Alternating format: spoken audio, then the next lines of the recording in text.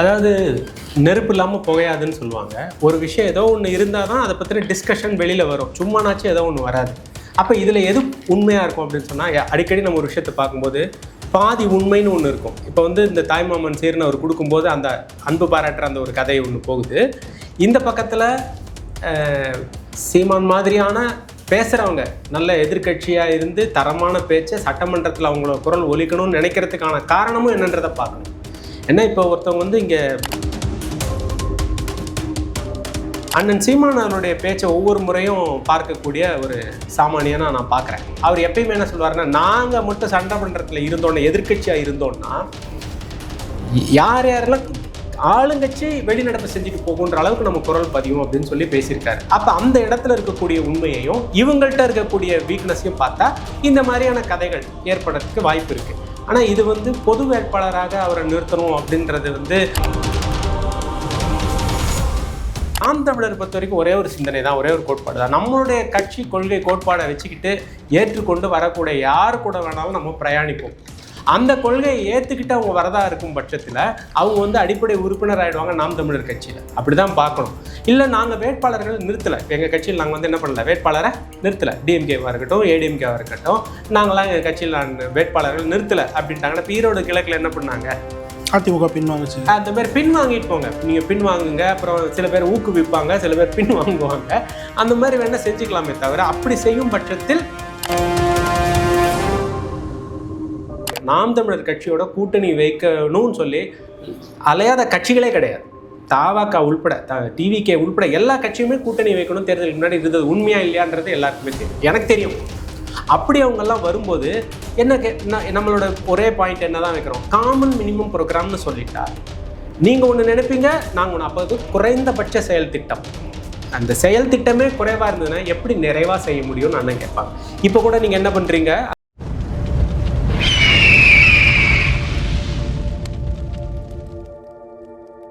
அரசியலுடைய நேயர்களுக்கு வணக்கம். இன்று நம்மோதை நேம் சிறப்பு விருந்தினர் கல்வியாளர் சூரியசேகர் அவர்கள். வணக்கம் சார். வணக்கம் சகோ, எப்படி இருக்கீங்க? நலம் சார். சார், ஜூனியர் விகடனில் இன்றைக்கி ஒரு ஆர்டிக்கலை பார்க்க நேர்ந்தது. பொது வேட்பாளராக சீமான் களமிறங்குறாரா அப்படின்ற தலைப்பில் வந்து அது இருந்தது. உள்ளே பார்க்கும்போது திமுகவுடைய முக்கிய மூத்த நிர்வாகிகள் வந்து சீமான் போன்ற ஒரு பேச்சாளர் வந்து சட்டமன்றத்தில் தேவைப்படுறாரு, அது நம்ம கட்சியாக இல்லைனா கூட ஒரு பொது வேட்பாளர் நிறுத்தலாம் அப்படின்னு சொல்லிட்டு திமுக தலைமைக்கு அவங்க அழுத்தம் தரதா ஒரு பேச்சு வெளியாகுது. அட் த சேம் டைம் வந்து அனிதா ராதாகிருஷ்ணன் மூலமாக தான் இந்த பேச்சுவார்த்தை நடக்குது அப்படின்ற மாதிரி அவங்க ஆதாரப்பூர்வமாக வெளியிட்டிருக்காங்க. சம்பவங்களை பார்க்கும்போது அனிதா ராதாகிருஷ்ணன் கூட சமீபத்தில் தாய்மாமன் சீரை வந்து சீமான குழந்தைக்கு கொடுத்ததை பார்க்க முடிஞ்சது. எப்படி பார்க்குறீங்க இந்த மூவை? அதாவது நெருப்பு இல்லாமல் புகையாதுன்னு சொல்லுவாங்க. ஒரு விஷயம் ஏதோ ஒன்று இருந்தால் தான் அதை பற்றின டிஸ்கஷன் வெளியில் வரும், சும்மானாச்சும் ஏதோ ஒன்று வராது. அப்போ இதில் எது உண்மையாக இருக்கும் அப்படின்னு சொன்னால், அடிக்கடி நம்ம ஒரு விஷயத்தை பார்க்கும்போது பாதி உண்மைன்னு ஒன்று இருக்கும். இப்போ வந்து இந்த தாய்மாமன் சீர்னு அவர் கொடுக்கும்போது அந்த அன்பு பாராட்டுற அந்த ஒரு கதை ஒன்று போகுது. இந்த பக்கத்தில் சீமான் மாதிரியான பேசுகிறவங்க நல்ல எதிர்கட்சியாக இருந்து தரமான பேச்சை சட்டமன்றத்தில் அவங்களோட குரல் ஒலிக்கணும்னு நினைக்கிறதுக்கான காரணமும் என்னன்றதை பார்க்கணும். ஏன்னா இப்போ ஒருத்தவங்க வந்து இங்கே எப்படியாப்பட்ட காட்சி நடக்கிறதுன்னு சொன்னால் திரைக்காட்சி தான் நடந்துகிட்ருக்கு. அவர் வந்து வெளியில் யதார்த்தமாக இப்படின்னு சொன்னது ஒரு ட்ரெண்ட் ஆகுனது, உடனே அவர் இப்படின்னு சொல்லி ட்ரெண்ட் ஆக்குனது, அது எல்லாத்தையும் மீறி இவர் இப்படின்னு சொல்லி ட்ரெண்ட் ஆக்குறது. அப்போ இந்த எண்ணங்கள் எல்லாமே எதை காட்டுதுன்னா, இவர் வந்து எதிர்க்கட்சி தலைவராக இருக்கக்கூடிய திரு உதயநிதி அவர்கள் என்ன பண்ணிட்டாருன்னா, அந்த சட்டமன்றத்தை விட்டு வெளியில் போகிறதுல தான் குறியாக இருக்காங்க எல்லாருமே. அண்ணன் சீமான் அவருடைய பேச்சை ஒவ்வொரு முறையும் பார்க்கக்கூடிய ஒரு சாமானியனாக நான் பார்க்குறேன். அவர் எப்பயுமே என்ன சொல்லுவாருன்னா, நாங்கள் மட்டும் சட்டமன்றத்தில் இருந்தோன்னா, எதிர்கட்சியாக இருந்தோன்னா யார் யாரெல்லாம் ஆளுங்கட்சி வெளிநடப்பு செஞ்சுட்டு போகுன்ற அளவுக்கு நம்ம குரல் பதியும் அப்படின்னு சொல்லி பேசியிருக்காரு. அப்போ அந்த இடத்துல இருக்கக்கூடிய உண்மையையும் இவங்கள்ட்ட இருக்கக்கூடிய வீக்னஸையும் பார்த்தா இந்த மாதிரியான கதைகள் ஏற்படுறதுக்கு வாய்ப்பு இருக்குது. ஆனால் இது வந்து பொது வேட்பாளராக அவரை நிறுத்தணும் அப்படின்றது வந்து அண்ணன் எடுத்துக்கொள்ளக்கூடிய நிலவையில் இல்லை. எதனால என்னென்னா, நாம் தமிழர் பொறுத்த வரைக்கும் ஒரே ஒரு சிந்தனை தான், ஒரே ஒரு கோட்பாடு தான். நம்மளுடைய கட்சி கொள்கை கோட்பாடை வச்சுக்கிட்டு ஏற்றுக்கொண்டு வரக்கூடிய யார் கூட வேணாலும் நம்ம பிரயாணிப்போம். அந்த கொள்கையை ஏற்றுக்கிட்டு அவங்க வரதா இருக்கும் பட்சத்தில் அவங்க வந்து அடிப்படை உறுப்பினர் ஆகிடுவாங்க நாம் தமிழர் கட்சியில். அப்படி தான் பார்க்கணும். இல்லை நாங்கள் வேட்பாளர்கள் நிறுத்தலை, எங்கள் கட்சியில் நாங்கள் வந்து என்ன பண்ணல, வேட்பாளரை நிறுத்தலை, டிஎம்கேவாக இருக்கட்டும் ஏடிஎம்கேவாக இருக்கட்டும், நாங்களாம் எங்கள் கட்சியில் வேட்பாளர்கள் நிறுத்தலை அப்படின்ட்டாங்கன்னா ஈரோடு கிழக்கில் என்ன பண்ணாங்க, அதிமுக பின்வாங்குச்சு. அந்த மாதிரி பின்வாங்கிட்டு போங்க, நீங்கள் பின்வாங்குங்க. அப்புறம் சில பேர் ஊக்குவிப்பாங்க, சில பேர் பின்வாங்குவாங்க. அந்த மாதிரி வேணால் செஞ்சுக்கலாமே தவிர அப்படி செய்யும் பட்சத்தில் அண்ணன் எப்பயுமே நிற்கிறபடி நாம் தமிழர் நிற்கும்படி நாம் தமிழருடைய தனி கொள்கையின் அடிப்படையில் நம்ம தனியாக நிற்போம். மற்றவங்க வேணால் அதை எப்படி நினச்சிக்கிறாங்களோ அவங்க பாடு. ஆனால் பொது வேட்பாளராக கொண்டு வந்து நிறுத்தும்போது இந்த அக்கௌண்டபிலிட்டின்னு சொல்லும் பார்த்தீங்களா, அது பிற்பாடு அதாவது காமன் மினிமம் ப்ரோக்ராம் அப்படின்னு சொல்லி ஒரு அடிப்படையில் நம்ம கூட்டணி வைக்கலாம் அப்படின்னு பாஜக ஆரம்பத்திலையும் நாம் தமிழரோட எனக்கு நல்லா தெரியும், நாம் தமிழர் கட்சியோட கூட்டணி வைக்கணும்னு சொல்லி அலையாத கட்சிகளே கிடையாது. தாவாக்கா உள்பட டிவிகே உள்பட எல்லா கட்சியுமே கூட்டணி வைக்கணும் தேர்தலுக்கு முன்னாடி இருந்தது. உண்மையா இல்லையான்றது எல்லாருக்குமே தெரியும், எனக்கு தெரியும். அப்படி அவங்கெல்லாம் வரும்போது நம்மளோட ஒரே பாயிண்ட் என்ன தான் வைக்கிறோம், காமன் மினிமம் ப்ரோக்ராம்னு சொல்லிட்டா நீங்கள் ஒன்று நினைப்பீங்க, நாங்கள் ஒன்று. அப்போ அது குறைந்தபட்ச செயல் திட்டம். அந்த செயல் திட்டமே குறைவாக இருந்ததுன்னா எப்படி நிறைவாக செய்ய முடியும்னு அண்ணன் கேட்பாங்க. இப்போ கூட நீங்கள் என்ன பண்ணுறீங்க, அந்த அறிக்கை போர் நடந்துட்டுருக்கு, சட்டமன்றத்திலையும் போர் நடந்துட்டுருக்கு, வெறும் வேடிக்கை தான் நடந்துட்டுருக்கு. இதை மக்கள் பார்த்து வெறுத்து போயிட்டாங்க. அப்போ மக்களுடைய மனநிலை புரிந்து கொண்ட சில நிர்வாகிகள், மக்களின் மனநிலையை புரிந்து கொண்ட சில நிர்வாகிகள் என்ன நினைக்கிறாங்க, ஆஹா நாம் தமிழருக்கு ஒருவேளை அண்ணன் இங்கே நின்னாருன்னா ஜெயிக்கிறதுக்கான வாய்ப்பு இருக்கும்னு நினைக்கும் போது சரி நம்மளும் மக்களோட மக்களாக இருந்து அந்த ஆன்டி இன்கம்பன்சியோ இல்லை அந்த எதிர்கருத்துக்கள்ன்றதையும் நம்ம கட் பண்ணிக்கலான்ற எண்ணத்தில் வேணால் அது பேசப்பட்டிருக்கலாம் அப்படின்னு தான் நான் பார்க்குறேன். குறிப்பான சில சமிக்கைகளை பார்க்க முடியுது. இப்போது கௌதமன் அவர்கள் இல்லை திருமண விழாவில் ஸ்டாலின் அவர்களும் சீமான் அவர்களும் இணைந்து பேசக்கூடிய விஷயங்களாக பார்க்க முடியுது. ஸோ ஸ்டாலின் அவர்களும் இன்ட்ரெஸ்டடாக இருக்காரோ இந்த விஷயத்தில் அப்படின்னு சொல்லிட்டு ஒரு கேள்வி இருக்குது. அம்பாசமுத்திரத்தில் அது நடக்கலாமா அப்படின்னு எதிர்பார்க்க எப்படி பார்க்குறீங்க? அதாவது திரும்ப சீமான் அண்ணனை பொறுத்த வரைக்கும் ஒரு விஷயத்தில் தெளிவாக இருப்பாங்க. அதாவது பர்சனல் என்பது வேறு, தனித்துவமாக தனி மனிதராக தனி நபர்களாக ஒவ்வொருத்தர் இருக்கும்போது இருக்கிறது வேற, கொள்கை கோட்பாடு அப்படின்னு சொல்லி வரும்போது அவருடைய நிலை எண்ணம் என்பது வேறு. ஏன்னா அவர் தனி மனிதனாக ஒற்றை மகனாக நிற்கிறார் அப்படின்னு சொன்னா ஒற்றை மகனாக அவர் நிற்கல, அத்தனை கோடி தமிழ் மக்களின் ஒரு தலைமையாக இப்போ நின்றுட்டு இருக்கார், இந்த பொசிஷன் நிற்கிறார். அப்போ அவர் ஸ்டாலின் அவர்களை போய் சந்திப்பதோ விஜய் அவர்கள் சீமான் அவர்களை சந்தித்ததோ அதை மறந்துட முடியுமா? திருமாவளவன் அண்ணனும் இவர் சீமான் அவர்களும் சந்திக்கலாம். இப்போ திருமாவளவன் கூட என்ன பண்ணுவார்னா அண்ணனோட வந்துடுவாருன்னு பேசிக்கிறாங்க. இப்போ ஒரு 2 நாள் முன்னாடி இந்த நிலைப்பாடை நான் எதிர்க்கிறேன்னு திருமாவளவன் அவர்கள் சொல்லியிருக்கிறார். எது இந்த இலவசங்கள் தாய்மாமன் தங்கம் திட்டத்தை எதிர்க்கிறேன்னு வர. அப்போ உள்ளேருந்தே ஏன் இதை எதிர்க்கிறாங்க இன்னைக்கு, முன்னாடி ஏன் அதை பற்றிலாம் எதுவும் பேசலாம், அன்னிலேருந்து அண்ணன் இதை பற்றி தான் பேசுகிறார். அப்போ நம்ம இதையும் கூட்டு கழிச்சு பார்க்கலாம். அப்போ ஓகே நம்ம இங்கே வந்துடலான்னு. அதே மாதிரி இந்த விடுதலை சிறுத்தைகள் கட்சியினுடைய தொண்டர்கள் கூட நாம் தமிழர் பக்கம் நிறைய இளைஞர்கள் சாய்ந்திருக்கிறாங்கன்னு நமக்கு தேர்தலுக்கு முன்னாடியே தெரிஞ்சிருக்கும். அது அவர்களுக்கு பெரிய இழப்பை கொடுத்ததுன்றதும் உண்மை. அந்த ஒரு இதில் அந்த ஒரு நிலையிலேருந்து திரைக்கவர்ச்சின்ற ஒரு வார்த்தை இல்லைன்னு சொன்னால் இன்றைக்கி இருக்கக்கூடிய தேர்தல் முடிவே வேறையாக இருந்திருக்கும். அப்போ அவங்களும் உள்ள வரத்துக்கான வாய்ப்பு இருக்குது. யார்? விடுதலை சிறுத்தைகள் அவங்களும். அப்போ எல்லாருமே உள்ளே சீமான் அவர்களை சந்தித்து பேசிகிட்டு இருக்கும்போது நம்ம புரிந்து கொள்ள வேண்டியது ஒன்று தான். ரஜினி அவர்கள் சந்திக்கிறார், அண்ணாமலை அவர்கள் சந்திச்சுடுவார். அது ஒன்றும் ரொம்ப நாள் தள்ளி போகாது. அண்ணாமலை அவர் சந்திக்கிறது எவ்வளோ நாள் ஆக போகுதுன்னு நினைக்கிறீங்க? சந்திப்பு என்பது அதே மாதிரி தேர்தலுக்கு முன்னாடி பார்த்தீங்கன்னா அனைத்து ஜாதியை சேர்ந்தவங்க, பிராமண சமூகத்தை சேர்ந்தவர்கள், சௌராஷ்டிர சமூகத்தை சேர்ந்தவர்கள், மேடைக்கு மேடை, இது எல்லாமே அரவணைக்கும் போக்கும் அண்ணனுக்கு இருக்கனால எல்லாரையும் பார்ப்பார். அப்போ ஸ்டாலின் அவர்கள் இன்ட்ரெஸ்டடாக இருக்காருன்னா அப்போ நான் என்ன ஒரு சிபிஐ வெளியில் வரதுக்கு ஸ்டாலின் அவர்கள் இன்ட்ரெஸ்ட் இருந்ததா, விசிகே வெளில வர்றதுக்கு ஸ்டாலின் அவர்களுக்கு இன்ட்ரெஸ்ட் இருந்துச்சா?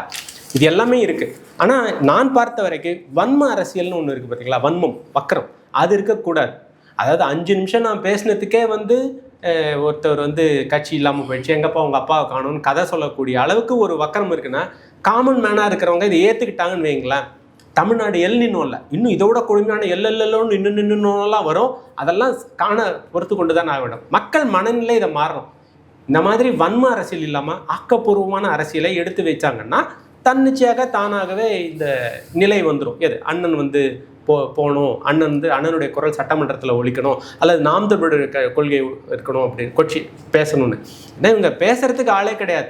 திருப்பி பட்டிமன்ற பேச்சாளர்கள் மாதிரி இவங்க பேசுகிறதும், பேப்பர் கொண்டா சீருவார், பேப்பர் இல்லைன்னா சைலண்ட்டாக போயிடுவாருன்ற மாதிரியும் இருந்தாங்கன்னா நல்லா இருக்காதுன்னு நான் பார்க்குறேன்.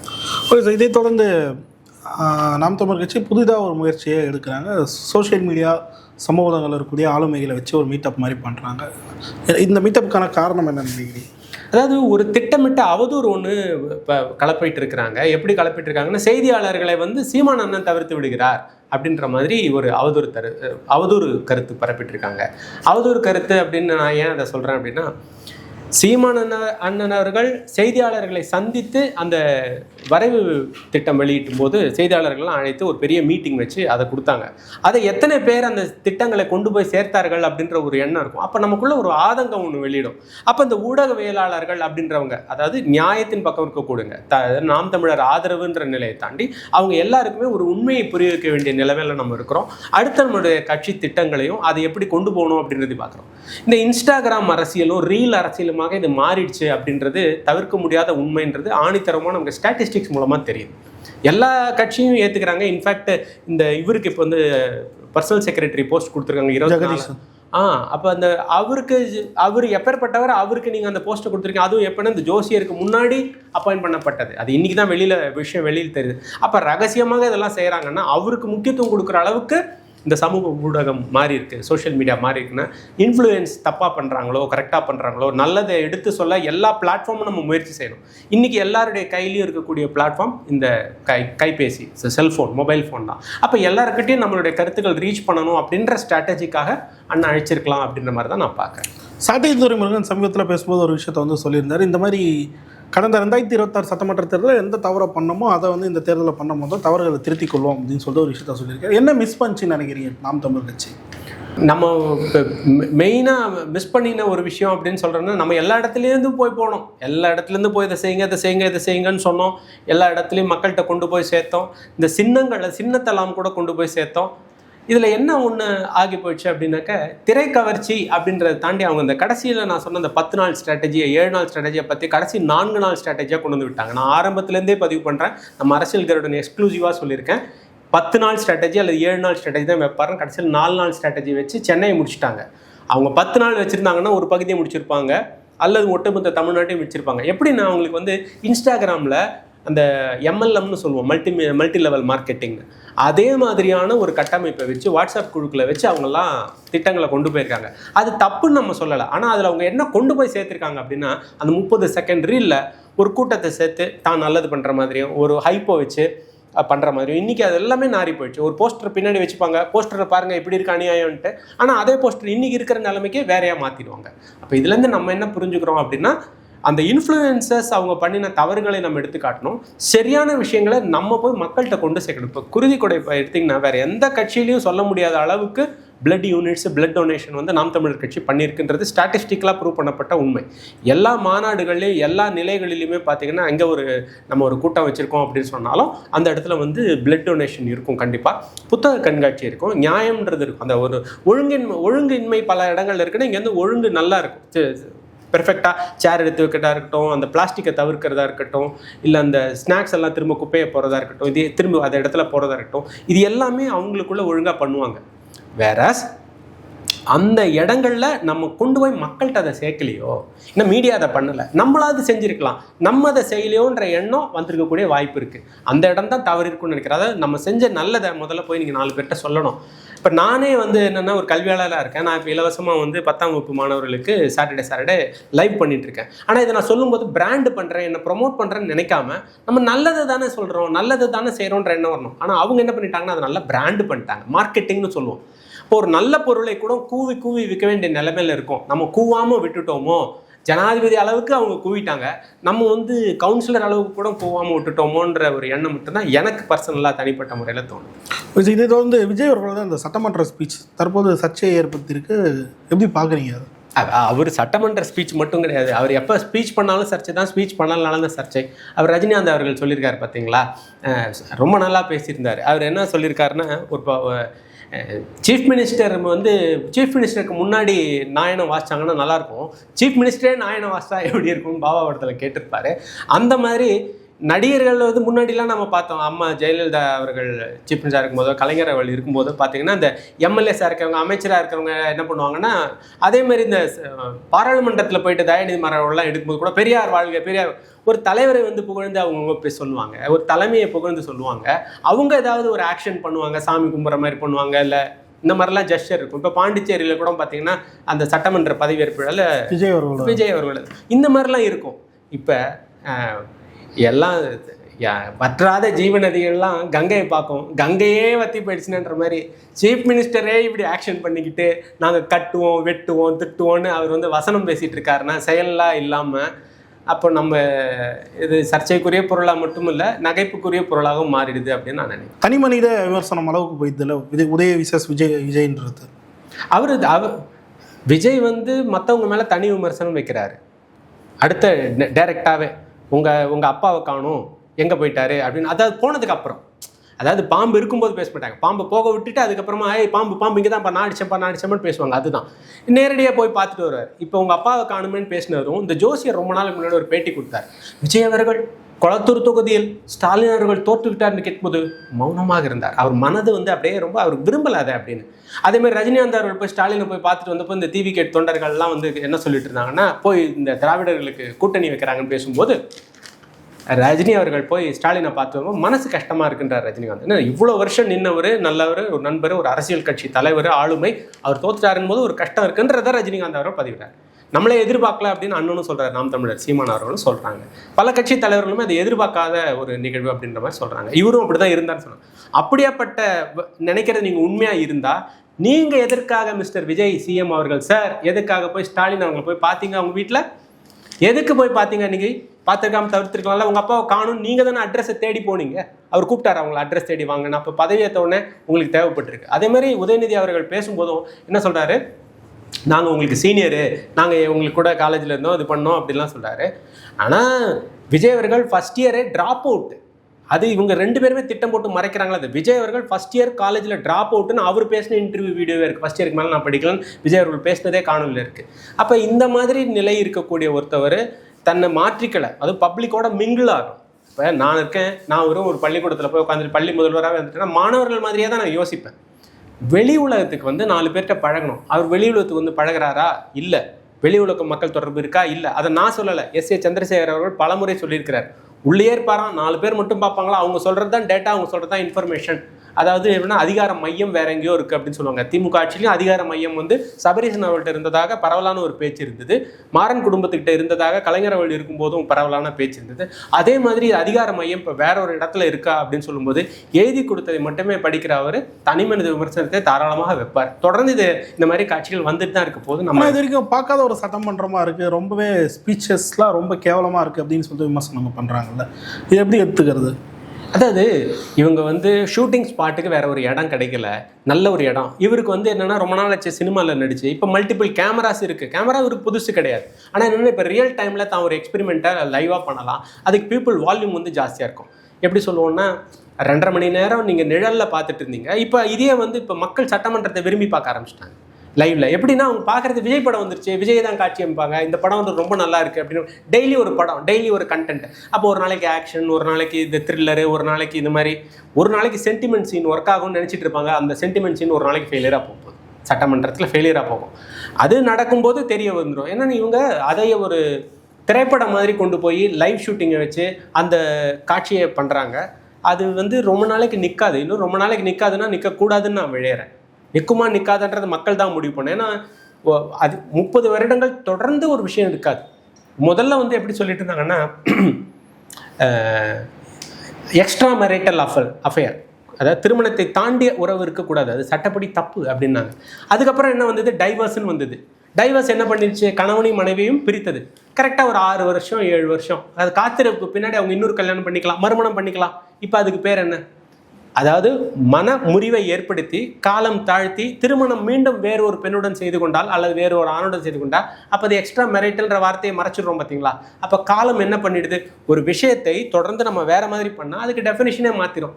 அதே மாதிரி சட்டமன்றம் வேற வகையாக மாறிடுச்சுன்னா அதுக்கு சாட்சி அடுத்த நடிகர்கள் வரப்போகிறாங்க, அடுத்து அவங்க எம்எல்ஏ ஆக போகிறாங்க. இப்போ வந்து ஃபுல்லாக வந்து திரைப்படத்துறை ஏற்கனவே நலிவடைந்த துறை ஆயிடுச்சு. இனிமையாக நடிக்கிறதுக்கோ அது பண்ணுறதுக்கோ ஆட்களில் அவங்க எல்லாருமே, நான் பேரையே சொல்ல முடியும், அத்தனை டிவி ஸ்டார், அத்தனை சினிமா ஸ்டார், ப்ரொடியூசர்ஸு, முன்னாள் ப்ரொடியூசர்ஸ், இப்போ சூப்பர் குட் ஃபிலிம்ஸ்லாம் கூட பார்த்தீங்கன்னா அஜய் எல்லாருமே அவங்கவுங்க தங்களுக்குன்னு ஒரு யூடியூப் சேனலை வச்சுக்கிட்டு காப்பிரைட் கண்டென்ட்டை வச்சுக்கிட்டு அவங்க தங்களை திரும்ப ப்ரமோட் பண்ணிக்கிறது. அப்போ இது வந்து குலத்தொழிலோட மோசமான தொழிலாக மாறிவிட்டது. அந்த காலத்தில் சொல்லுவாங்க குலத்தொழில், வைத்தியர் அது வேதம் படித்தவர்னா வேதம் படித்தவங்க தான் இருக்கணும், சவரம் பண்ணவங்க சவரனாக இருக்கணும். இப்போ நடிகர்கள் அரசியல். இப்போ இதுக்கு பேர் என்ன? டாக்டர் பிள்ளைகள். இதுக்கு பேர் என்னங்க? மாடர்ன் டே குலத்தொழில். ஆனால் யார் வேணால் வரலாம், ஆனால் வர விட மாட்டாங்க. அப்போ இந்த நிலையில் சட்டமன்றம் தொடர்ந்து இப்படியே போயிட்டே இருக்க போது அது வந்து வழக்காடு மன்றத்தையே வேடிக்கை ஆக்கி விட்டுடும். குறிப்பாக திருமாவளவன் அவர்கள் விஜய் பேச்சை கண்டிக்கிறாரு. சிபிஐ என்ன சொல்கிறாங்கன்னா, இது மாதிரி அக்கறைக்கு இக்கரை பச்சை அப்படின்னு சொல்லிட்டு திமுகவும் தாவேக்காவும் ஒன்று தான் அப்படின்னு சொல்லிட்டு விமர்சனத்தை வைக்கிறாங்க. இதை எப்படி எடுத்துக்கிறீங்க? அதாவது கம்யூனிஸ்ட்டுகள் இருக்காங்க இல்லையா, இவங்களுக்கு எப்பயுமே வந்து லேட்டாக சிந்தனை ஒதுக்கும். ஞானோதயம் எப்பயுமே அவங்களுக்கு வந்து கொஞ்சம் லேட்டாக தான் வரும். ஏன்னா அவங்க பாவம் அவங்களோட சின்னம் போல் அறுவடை காலத்தில் தான் அவங்களுக்கு வந்து அந்த எண்ணம் வருமானம் பயிரிடும் போதே வரும். விவசாயி சின்னம் இருக்கிற நாம் தமிழர் அண்ணன் வந்து இது பல தடவை சொல்லியிருக்காரு. ஏய் நல்லா யோசிங்கப்பா, நீ நினச்சிட்டு இருக்க அவங்கெல்லாம் வேறன்னு, எல்லாரும் ஒன்று தான் அப்படின்னு அவர் பல தடவை சொல்லியிருக்காரு. அவர்கள் ஒட்டுண்ணிகளாகத்தான் இருக்கிறார்கள் அப்படின்னு அடிக்கடி அண்ணன் ரவீந்திரன் துரைசாமி அவர்கள், என்னோட பெரிய மென்டார் அவர் அடிக்கடி என்ன சொல்லுவாங்கன்னா, தொங்கு சதை மாதிரி ஒட்டுண்ணிகள் மாதிரியும் ஒட்டிட்டு இருந்தாங்க அப்படின்னு. இப்போ அவங்க பண்ணிட்டு இந்த பக்கம் வந்திருக்கிறாங்கல்ல, இக்கரைக்கு அக்கறை பச்சா அக்கறை பச்சன், அவங்க எதை சொல்ல வராங்க? அடக்குமுறையா அவரு இருந்தாரு இவரு இருந்தாருன்னு சொல்ல வராங்களா, இல்லை ரெண்டு பேருமே எங்களுக்கு ஃப்ரீடம் கொடுத்தாங்கன்னு சொல்ல வராரா, இல்லை இவர் வந்து கூட்டணி மந்திரி சபையில் வாய்ப்பு தரோம் அவர் தரவே இல்லைன்றதுக்காக சொல்ல வராரான்னு தெரியல. இந்த நிலை வந்து கம்யூனிஸ்டே ஏற்கனவே 1-2% கூட இருக்காது, அதை விட கம்மியாக தான் இருக்கும். அதுவும் ஓட்டு சீட்டுன்ற பேச்சை தாண்டி ஒன்றுமே இல்லை. அவங்க அதுக்கு அதை வளர்த்து எடுப்பதற்கு எந்த முயற்சியுமே அவங்க செய்யலை. அவங்க சொல்கிற கருத்தை ஓகே நம்ம கேட்டுக்கலாம், ஏன்னா அது மீடியாவில் வரும், அதனால கேட்டுக்கலாம். இறுதியாக ஒரே இருக்கு தான், வைகோ நாளை தாவேக்கால இணைவார் அப்படின்னு சொல்லிட்டு எதிர்பார்க்கப்படுகிறது. அதாவது 27ஆம் தேதி. எப்படி பார்க்குறீங்க இந்த விஷயத்தை? அது சாத்திய வைகோ அவர்கள் தனிப்பட்ட முறையில் டிவிக்கேல சேருவாரான்றது என் மனசில் வந்து பெரிய கேள்விக்குறி. சேர்றதுக்கான வாய்ப்பு மிக மிக குறைவு. ஆனால் அந்த கட்சியை இணைப்பதற்கான வழி என்னமோ அதை நோக்கி தான் அவங்களோட பயணம் இருக்குது. அவருடைய மகன் அதில் வந்து ரொம்ப ஆர்வம் காட்டுறாரு. அந்த ஒரு காரணம் நிர்பந்தம் அதுதான் அங்கே ஏற்படுத்துதே தவிர தனிப்பட்ட முறையில் வைகோ அவர்களுக்கு வந்து அதில் பெரிய ஆர்வம் இல்லை. அதனால் அதுவும் ஒரு முரணாகத்தான் போய் முடியும் அப்படின்ற மாதிரி. எதனால் முரணாக போகுன்றீங்க? ஏன்னா அவருக்கு ஒரு விருப்பம், அந்த கட்சியில் ஒரு உறுப்பினர்கள் தான் இருப்பாங்க, நிர்வாகிகள் இருப்பாங்கன்னு வச்சுக்கோங்களேன். அதுலேயே ஸ்பிளிட் வந்துடும். எப்படி ஸ்பிளிட் வந்துடும்னா, நிறைய பேருக்கு வந்து திராவிட பாரம்பரியத்தில் கொண்டு போகணும் அப்படின்றதான் எண்ணமாக இருக்குது. அதில் இன்னும் குறிப்பிட்டு சொல்லணும்னு சொன்னால், தீவிரமாக அவர்கள் வந்து திராவிடத்தை ஏற்பவர்கள் இருக்கிறாங்க. விஜயை வந்து திரைக்கவர்ச்சி மூலமாக ஏற்காதவர்கள், விரும்பாதவர்கள் எம்டிஎம்கேல வைகோக்காக மட்டுமே இருந்தவங்க இருக்காங்க. அவங்க ஏற்கனவே சில நிர்வாகிகள், அவர் மல்லை சத்யா உட்பட அவங்களாம் என்ன பண்ணிட்டாங்க, டிஎம்கே பக்கம் போயிட்டாங்க. அதே மாதிரி வெளிப்புறமாக டைரெக்டாக பண்ண முடியாது. ஏன் பண்ண முடியாது? என் மகன் எனக்கு வந்து நிர்பந்தப்படுத்துகிறான் அப்படின்னு சொல்ல முடியாததுனால பாசிபிளி அவர் என்ன பண்ணிட்டாரு, கட்சியை இந்த பக்கம் கொண்டு வந்துடுற மாதிரி கொண்டு வந்துடுவார். இவங்க நிர்வாகிகள்லாம் அந்த பக்கம் போகிற மாதிரி போயிடுவாங்க. So it's going to be a split and we have to wait and watch. Okay sir, பல்லர்கள் இதில் நேரத்துக்கு நன்றி.